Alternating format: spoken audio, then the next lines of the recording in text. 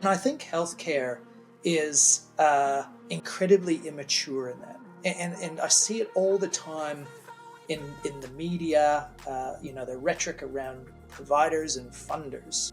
And it's just such a lost opportunity that you don't need to stick to your monoline business. In fact, there's synergies through blending the businesses together, right? And that's where the competitive advantage lies. If you retreat to your own corners, you're not making the most of an opportunity, right?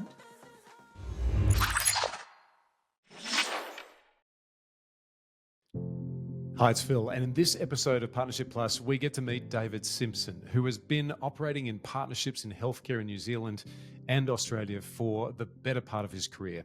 This is such a jam-packed episode full of insights and tips and approaches for how you can rethink your approach to strategic partnerships. It's a brilliant conversation. We even talk about shoes that have Lego. So if you are into one of those two things or just partnerships by itself, this is a great conversation. So without further ado, introducing David Simpson.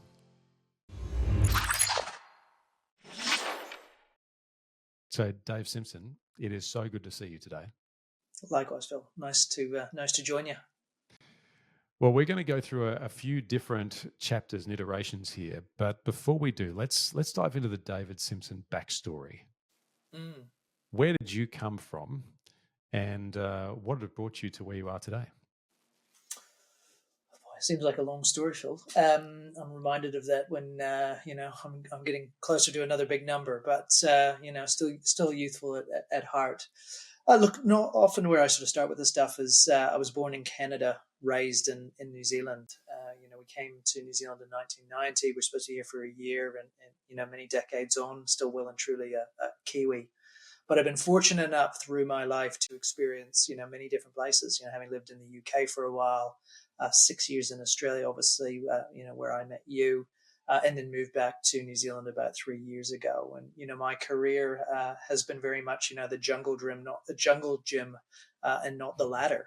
And I haven't really had much of a plan other than every time someone asks me to do something, I'll say yes.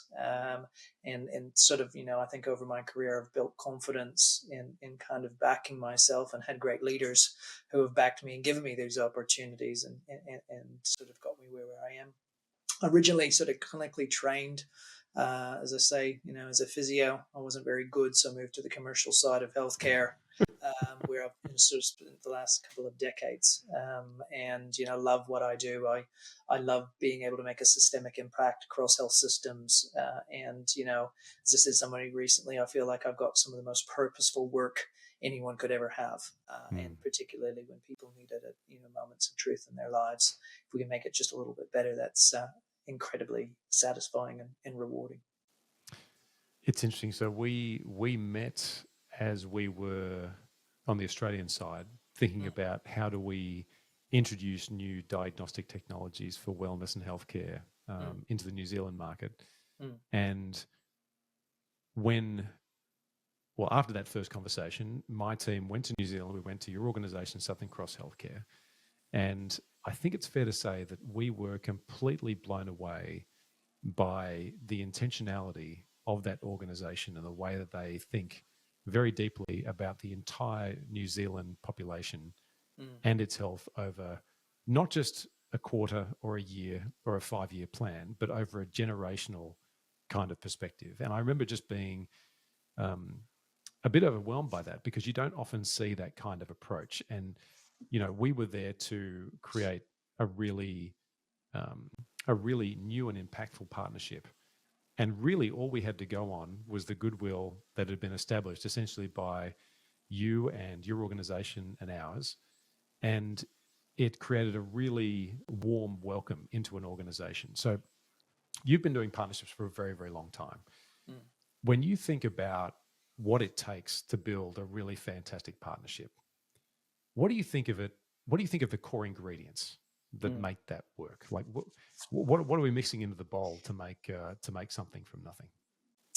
Yeah, I mean, it's certainly something I think a lot about. And look, to be honest with you, Phil, I think healthcare, and some people may challenge me on this, but I often struggle to think of a more complex industry. Mm.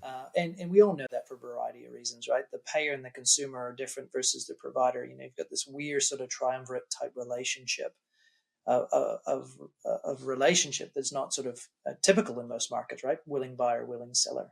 And then you've got a whole lot of other overlay that creates the complexity of two-tiered systems and private and public, and I could go on for hours. So I think honestly, and where I kind of come with this stuff is in healthcare, because of that complexity, nobody can do everything well, right? And I think there's this gravitational pull, particularly to big corporates. And you see this in the US, you see it even in ANZ, where there's this sort of corporate psyche often where we're big enough, we'll do it ourselves. Mm. And the reality is often big corporates try and fail because it's not in their DNA. And I think particularly with provider organizations that I've worked with, the good ones are the ones who actually get to the point where they go, we're not a technology company, but we're going to partner with the best technology.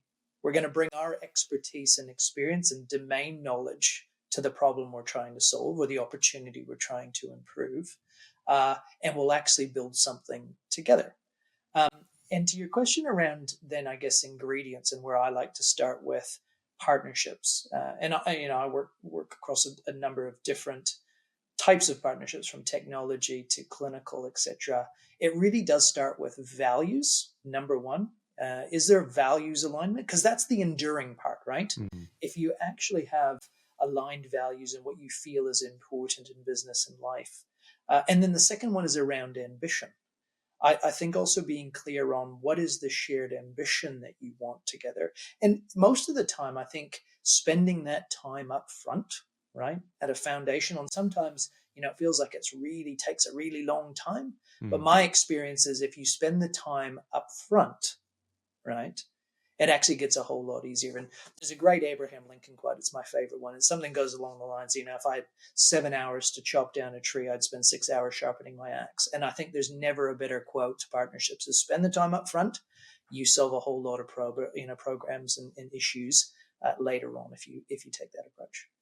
Oh, geez, I couldn't agree more. It's funny because there's an assumption that there is an instant understanding and shared language by virtue of people being in the same industry, in the same environment. And I could count 2 or 3 dozen times where even the word success carries with it, it's such a loaded term in the first place, but it carries such assumption around what that means, both for the individual who you're talking to and also for their organization. I think it's interesting how people often don't dive deep enough into understanding the dichotomy of those two incentives, right? When 100%. we're talking about senior leaders or people who are trying to build things, or even let's put it right back down to a small business. You might be a small dental practice that might be trying to work out how do we partner with local sporting teams. Things are as fundamental as that, right through to large, complex corporate organizations. There are often two primary incentives at play, right? There's one of the individual, where am I in my career? How is this going to help me be better, be seen to be better, be more productive? And what does it mean for my organization? And to assume those two things are the same, I think is a mistake most of the time.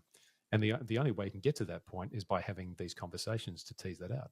Fully agree. And one of the things I spend a lot of time about, right, is being really clear. And I think about it like a Venn diagram, right? So this is the other important thing I think I've learned with partnerships. They can get really complex really quickly. But what's the I think your best friend in creating partnerships is a whiteboard and 2 circles, right? It's that simple. Yep. And the overlapping bit. What are we really good at? What are you really good at? And what are the bits that overlap in the middle, right? That's I like to call it compound value, right? Yep. What's the compound value that we create collectively? And I think healthcare is incredibly immature in that. And I see it all the time in the media, the rhetoric around providers and funders. And it's just such a lost opportunity that you don't need to stick to your monoline business. In fact, there's synergies through blending the businesses together, right?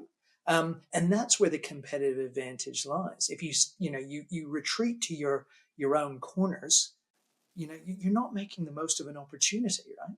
You mentioned before this idea of having these conversations, but I just want to go back to something that you said right at the beginning of this, which was, how is it that you can create that compound value when you first walk in the door?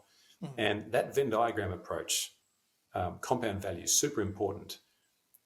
How do you know that the person you're speaking to in the first instance, where you have no relationship whatsoever in that new organization, is vaguely the right person to be speaking to in the first place? Often it's a good question. One of the things, even before going in the room, what I try to do, it's not always easy, but do your research beforehand. Mm. Because the reality is, if somebody, I think some of the partners who've come into me in the past, they've spent time combing my LinkedIn profile, they've spent time combing our documents, they understand our corporate impact statement, what we're trying to achieve. So all of a sudden you have some tether of relevance to someone. And I think very quickly, when you're particularly working with senior decision makers who spend a lot of time thinking in that sort of level of strategy, where we take in the business, how am I leading? You can start to create that link, and you almost get instant credibility that, or the apathy with them, right? Around, I know a little bit about you. You have this, I call it corporate empathy, right? You actually kind of put yourself in another executive's shoes. I know what you're thinking about. I don't know the context, but I know the domain that you're thinking in. I know the context that you're thinking in to some degree. And then how can I use that as a first anchor into a relationship and a much more substantial, discussion and dialogue? Let's go one step further than that. How do you determine whether a leader has decided, beyond the corporate bravado, that the organization can't go it alone, that they have no other choice than to find partnership, even if their rhetoric spells something very, very different? Because you can do that research, you can try and come in well prepared. I spend a lot of my time trying to understand as quickly as possible if the decision at the top, which is hopefully filtered down through the ranks, has been, we can't do this ourselves. We're actively looking to build a partnership muscle, trying to work out how we make this work, but we don't know what to do next. And we're actually, frankly, a little bit embarrassed, maybe a little bit cagey about the fact we don't know how to do this well. How do you test for that? Or is it as simple as a point blank question? Have you arrived at a position that you realize that you can't do this all yourself? How do you tease that out in those conversations? I guess go back to my other point. I think by starting that almost creates as your level set, right? By doing your research, understanding where there are. I think it's through, I call it strategic inquiry, right? It's the inquiring, asking questions. You'll know when you start to bump against that hard stop, right? Most people don't have a hard stop. They've got a stop, soft stop, then there's another one, then you hit the hard stop at some point. I think through inquiry, you very quickly, through, as you say, asking those questions, start to understand where it is. So, it's like fishing, right? You cast the line out as far as you can go, and then you start pulling it in, right? And I think once you find the right level, then you zero in. Then you kind of, instead of going almost to some degree vertical, you start going horizontal.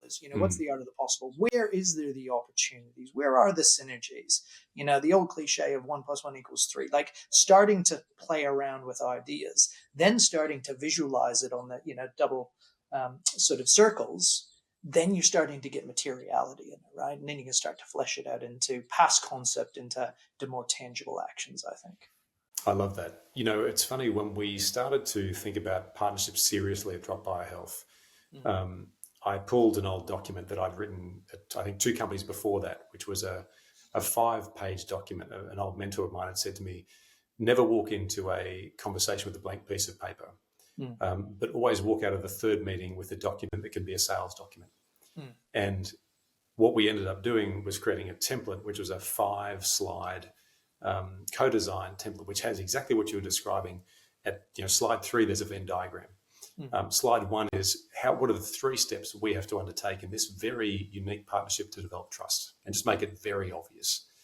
So obvious people go, well, of course you do that, but of course it's difficult to do that. Then there is a set of principles that we go to, and we make them quite overt. This is how we work, and we don't want that to be left to your imagination. We'd like to be pretty clear on what that is. Then you have the slide that says, why does this partnership make sense, which is where your compound value lives. And just to make it absolutely clear that we're not here to make this look pretty, the next slide is a timeline, which is all about how do we get to a point of not closing a deal, but what is the first win that we can both achieve subsequent to deal agreement within the first 6 months. And we use that ad nauseum. In fact, I built that into one of the courses I've written. And it's one of those things that people have gone, why didn't we have this before? And the best part about this sort of deck is that it's only 5 slides.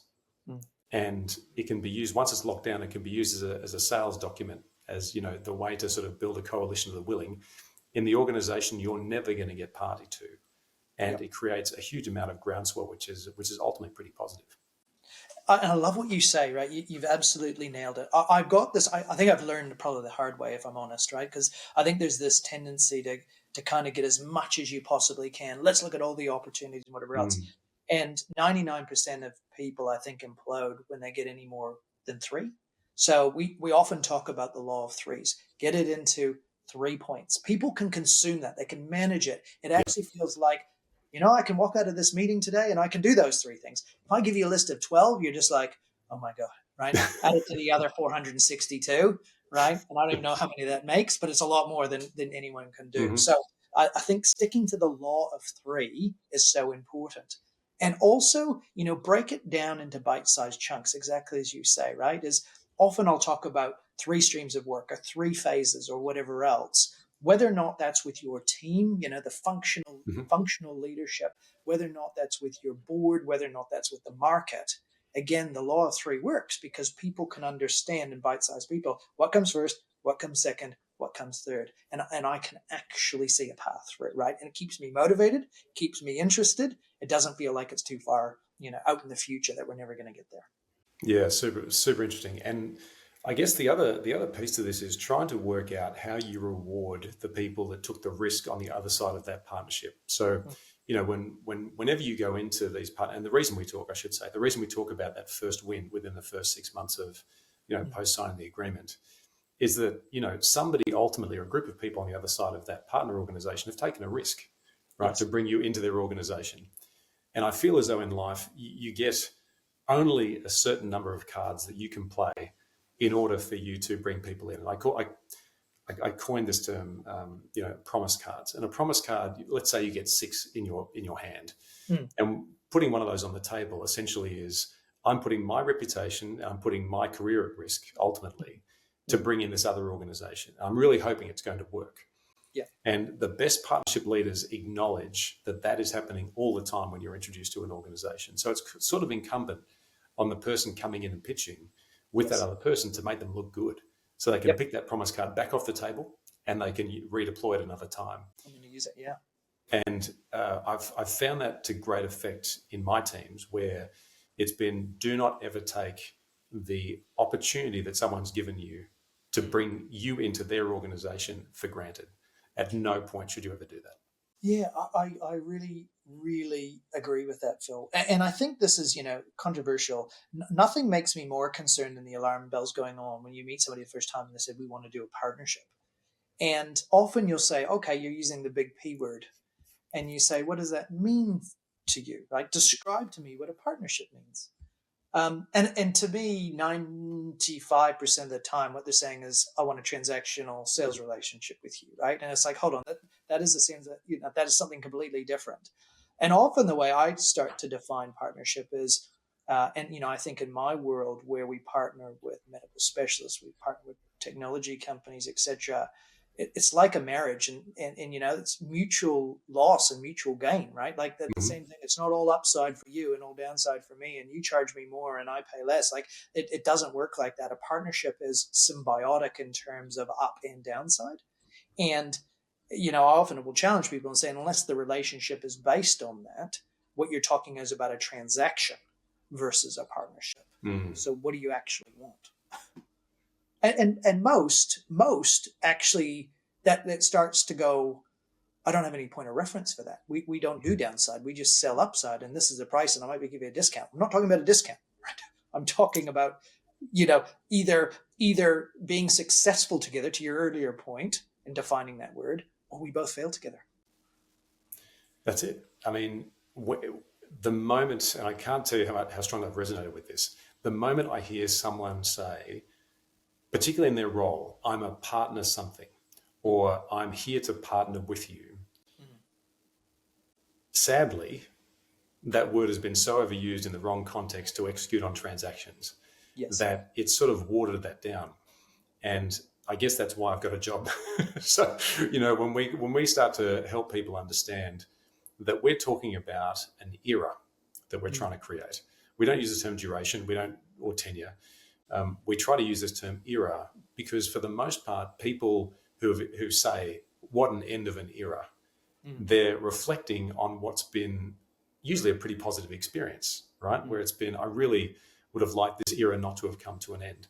So for anyone who is contemplating the use of the term partnership, I would at least encourage you, I'd love to hear your thoughts on this, I'd at least encourage you to be thinking, this is at least a 2-year +1 arrangement. Yep. And the first win of this has to happen within the first 6 months, ideally sooner, and structuring can help with that. But if you're thinking about this as a transaction, then just call it for what it is. I'm here to do business development to sell. That is probably going to bring you closer to your transaction if you're that open with it. But if you are decidedly going to say that we're here to do a partnership and you're sort of masquerading as a transaction, it's not going to play out well. You've obviously got a visceral reaction to that kind of approach when people say that we're here to partner and there's really a transaction there. How do you think about the durations of partnership? Because in healthcare, this can go on, for decades, where you can have really fantastic, deeply embedded strategic partnerships. I mean, a lot of the OEMs that are creating incredible technologies, the Roches of the world who are doing, all of our great MRI kit and a lot of the diagnostic work that goes on, this takes decades to create, let alone put into the field. Yeah. How do you think about the durations of partnerships? Oh, look, I mean, I often think about them medium to long term because I think you're right. The construct of health, it is a slow moving industry in the main. You have got this construct, particularly if I think about it in the context of working with medical specialists around setting up joint ventures and true partnership, right? It is mutual loss, mutual gain. You're with each other potentially for an entire career, right? There's specialists who come in, they might start at 40, 35, something like that. They're still in the business at 65 to 70, and whatever else. That's a really long time, right? That's it. As you say, that's a generation. It's 30 years. And I think actually, to my mind, when you're actually locking in for the long term, the art of the possible and the ambition can be so much higher. If I look at some of the other businesses in the market, the sort of probably more private equity type firms that are looking 3, 5, maybe 7 times, and they talk about partnership. I struggle to reconcile that because I think health takes a long time to really make big shifts, and therefore those longer time horizons become important, to fulfill those sort of broader ambitions. I think your other point, in terms of thinking about, those partnerships, your point's right. You got to see the follow through early, and the commitment come to the fore versus, signing the piece of paper, the ink is now dry, job done, and then you move on to the next deal. It's the old cliche, right? It's like a garden. You got to keep watering it. You got to keep nurturing it. You got to keep investing time and effort into it. And very quickly, if you don't do that, it starts to erode, right? So it's like any relationship. You got to keep investing to keep it alive. And often I see, partnerships fall over because the next shiny thing is out there. We're chasing the next partnership versus looking after the ones you already have. So my advice is always make sure you're looking to invest time and effort to the long term, not just the newest shiny partnership that might present on your desk. Yeah, it's good advice. And when you think about your role at Southern Cross, you're involved with many entities that are part of that group, and then even beyond and outside.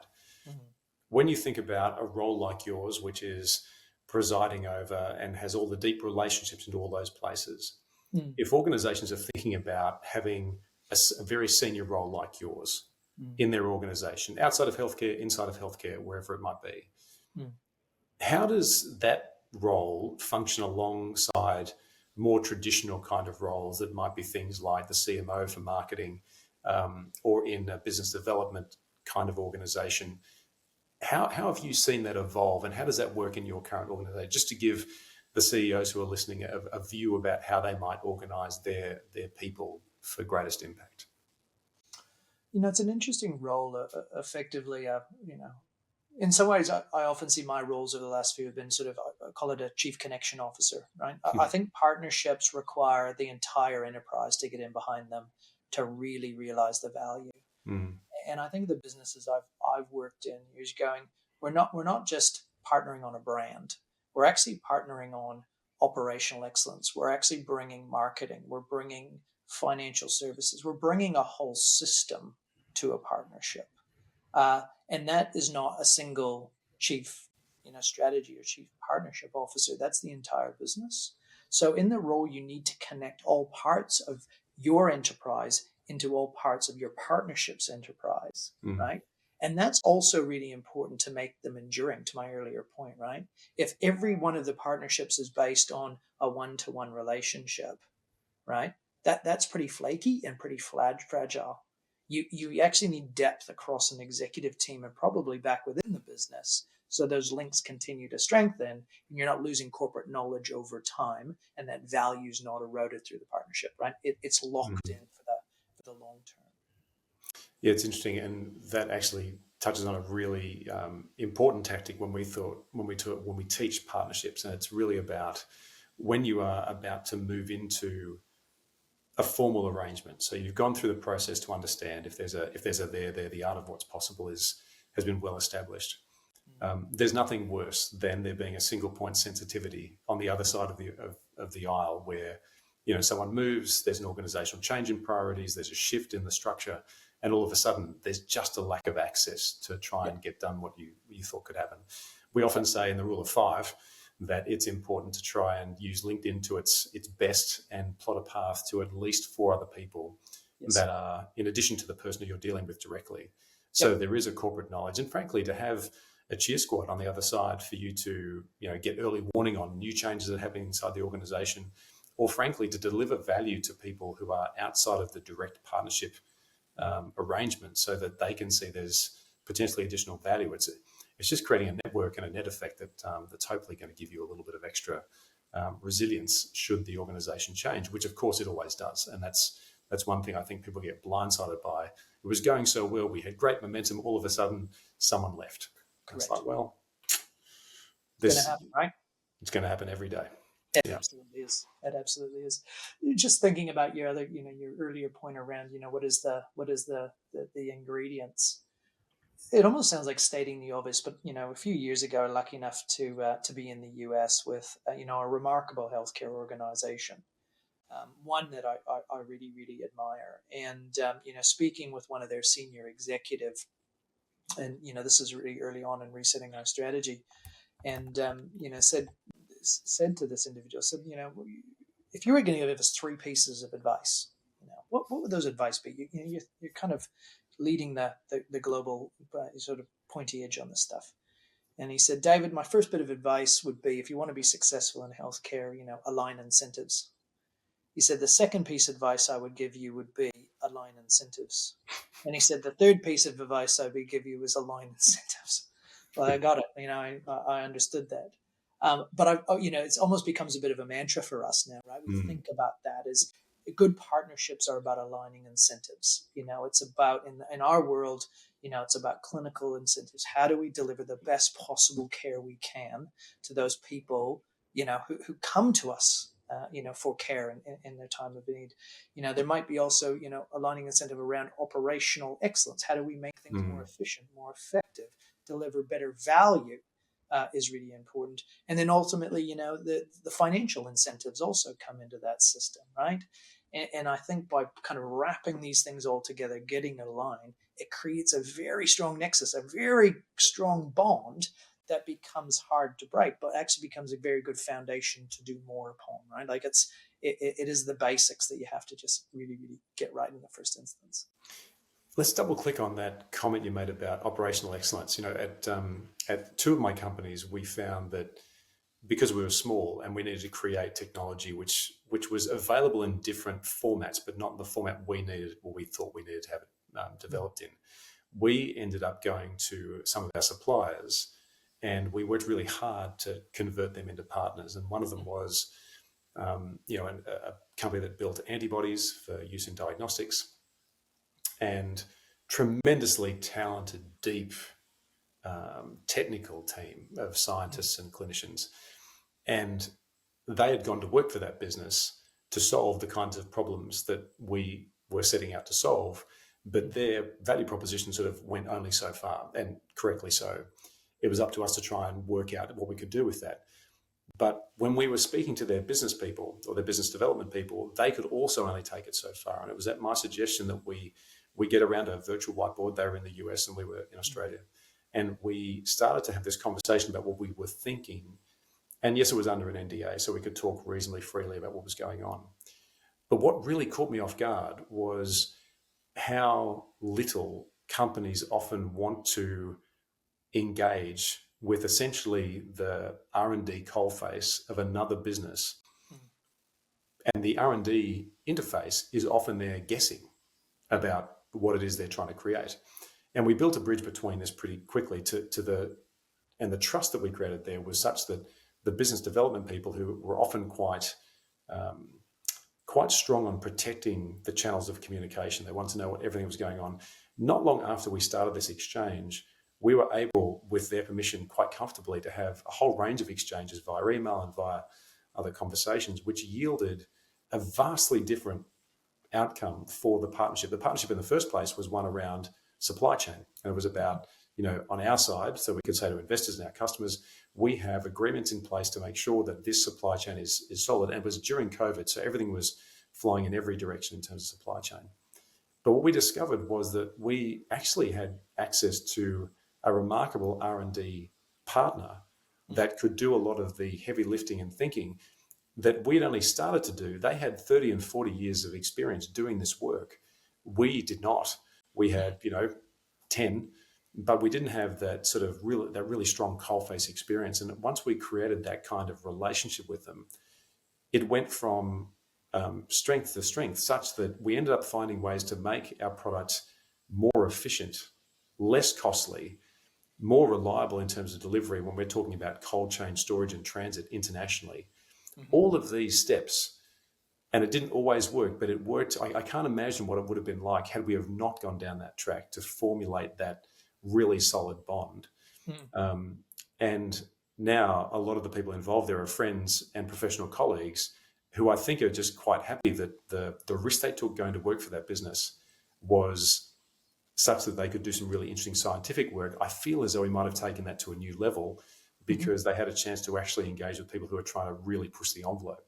And so my encouragement to everybody is always, yes, if you want to try and distribute your thing through someone else, by all means, think about doing that. But please never forget about the way that you can turn a supplier into a partner and innovate with them on the thing that you thought was pretty good can only be made better through that relationship.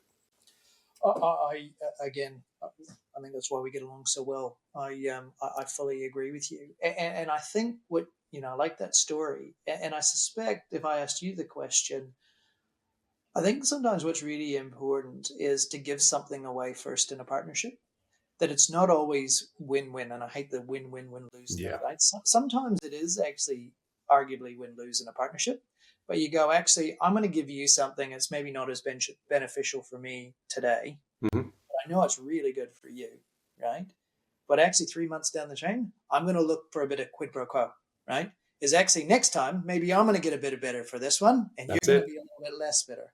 But I really encourage people is be the courageous one, right? Be the brave one to give something away first in a partnership, because it's amazing how much comes back and how much people acknowledge when you do that, right? It really puts wind in the sail. Huge amount. And, it's funny when people talk about revenue sharing or however you construct the financial model around a relationship, always be the one that offers the generous part, particularly if you're the larger organization going to a smaller organization. That small tweak in terms of what they get in the first year and make it time bound, put the right protections around it. but it will literally change the game. And what they will do to return that favor will be nothing short of extraordinary. I agree. I totally agree. Yeah, this is, it's super exciting. Now, David, I have a couple of other questions for you. What is a partnership that you keep in your mind as an exemplar of everything somehow magically going well? Oh, look, again, I'll probably go back to my earlier point. I think of one particular partnership that was set up. It was kind of out of the blue, to be honest. Someone, got a phone call, somebody interested in talking a little bit more. I think in terms of, and I think about this often, I think partnerships, the worst thing you can ever do is the first meeting, in my mind, virtually. I actually say, again, go there in person. Be the person that actually gets on the plane, gets in the car, and drives and shows commitment to, I'm not only coming to stay with you, but I'm willing to commit the time to come and visit you, right? Yeah. It's symbolic, and it's not, it doesn't need to be overt. It's just a gesture, and I think that's important. It sets the right tone. And then I think, if I think of this particular example, so, I drove a while to get to this place. I sit down with this individual, and in fact, we spent most of our first meeting talking about all things but the partnership. Actually, it was just getting to know another person, understanding our individual and personal values. And this was an influential individual, and often his values reflected that of the organization he was representing. My values recognized the organization that I'm representing. And that created the kind of the initial bond, right? And we knew there was something magic in that. And then, we started talking about almost the art of the possible. This is when I talked about the ambition. What would we like to create together? One of the things as a strategy guy, what I think a lot about is the importance of vision. And vision isn't only about a corporate vision, it actually is about a partnership vision as well, right? What is the vision for this partnership? What are we going to do together? And can we be as explicit as possible about that, right? And I think once you can start describing that future state of the partnership, it becomes much more easy to build towards, right? Yep. I think, over the course of probably 3 or 6 months, and this is to your point, keeping momentum in partnership discussions is important. We can all get waylaid. But if it's important enough to actually keep going, commit the time. And I kind of look back at that a couple years on, and, we've all followed through with what we originally thought of on the back of the napkin of what we're going to do. We've all been true to our words. How we've actually got to that end point is different than we originally thought, but the end point has stayed the same. And we've taken those turns and ducks and dives together, shoulder to shoulder. And, to me, that was just a beginning of something that was a very small idea, well and truly back of a napkin. And it's actually transpired into something that's really quite special and will continue to grow and do things, quite differently and quite innovatively. I love that. I love that. And let's flip the coin. So what is your cautionary tale to people about partnerships? Is there one or an example where you can see a train wreck coming a mile away and it's, listen, we're not going to go on this track? What is your advice to people around being cautious beyond receiving at the first instance, I'd like to partner with you? My first cautionary tale is, if it starts with money, run the other way. I particularly think in healthcare. I think if people are motivated by money, it's a very short-run partnership. I think if people are aligned by ambition, vision, values, that is something that is enduring. It creates an almost immediate tension if finance is the first conversation. Is just a recipe for disaster in my experience. Yeah, no, I totally understand. And when you think about the leaders in the world right now, the world is a pretty tricky place at the moment. There's a lot of different factors and forces causing very continuous decision making around how to position and posture and reach out and engage. And I fear that many organizations are wanting to do more reaching out than they can, but are feeling quite conservative. So what do you think senior leaders are missing at the moment in terms of partnerships? Mm. Look, I think it's, when times are tough and, you read it in the media, the easiest thing to do is hunker down and focus on the core, strengthen the core, batten down the hatches, et cetera, et cetera. And I think that's all important to do. But I actually think, when there's dark clouds on the horizon, that is actually the best time to think about how you do that differently. And I've always had this sort of, saying is, those organizations who partner the best in healthcare, those will be the organizations who win the game, right? Mm.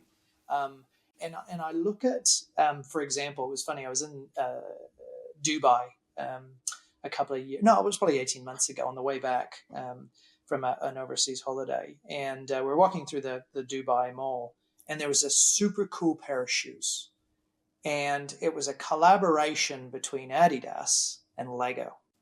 So it's an Adidas sneaker, but actually all the detailing is Lego blocks. Mm-hmm. And I was like, how cool is that shoe? I love Adidas. I love Lego. And my oldest daughter said, Dad, you got to buy those shoes. And, I've never worn those shoes, Phil. I should go and get them. I've never worn it.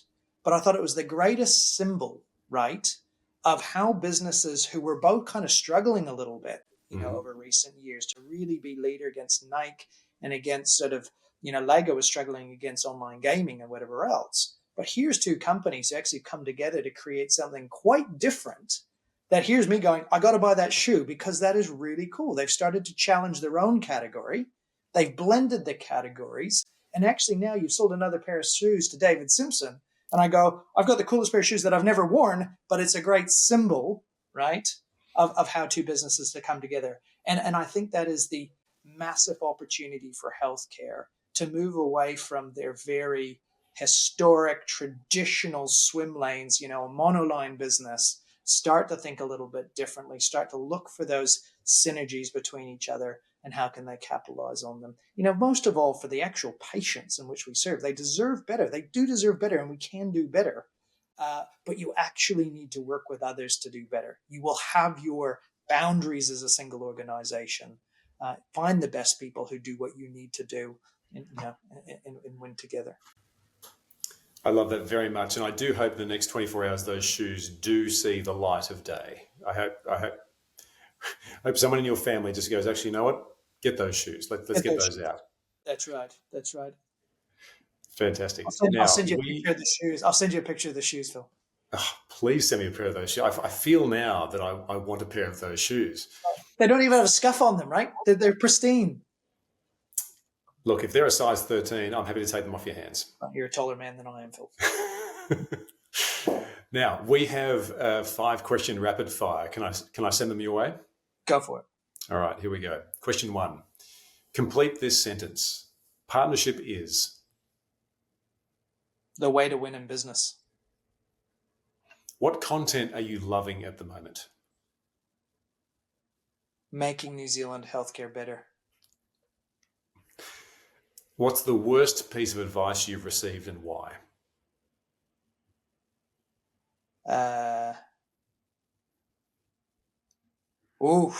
Can I come back to that one? That's a good one. You can, no problems. It's not often I'm short of words, Phil. So you're touche. Well done. When you see potential for a new partnership, what's the first thing you do to turn that potential into action? Go and have dinner. It's funny. Mark Wales, who was on the show just recently, said exactly the same thing. His first instinct is to socialize. Socialize, spend time, be present, get to know the other person. You'll walk away from the meeting and the dinner knowing if there's another conversation in it.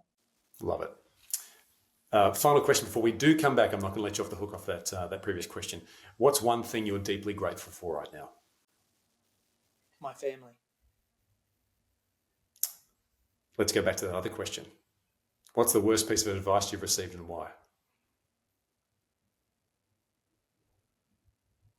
Probably to walk away from an opportunity too soon before you really tested it. And why was it a bad idea? I think you have to go with your gut on partnerships. My gut didn't tell me the conversation was done, and I wish I would have taken it a bit further. Very, very important thing to listen to. Mm. David Simpson, it has been a real pleasure. I hope people who are seeing this and have listened to this have taken a lot away. I've learned even more, as I do whenever we catch up. So thank you for making the time. If people wanted to learn more about you and your organization and the work that you're into, where can we send them? Well, just look me up on LinkedIn, Phil. Pretty easy to find. Would also encourage people to go to Southern Cross, our website, both group and Southern Cross Healthcare, which is part of the broader group. I also put people towards our community impact report. I think that's something that's really special. Shows the impact that we make through the fabric of New Zealand in some of our initiatives that are underway at the moment. So thank you for the opportunity. Always a blast, always fun. You certainly made me think, and I enjoy our friendship.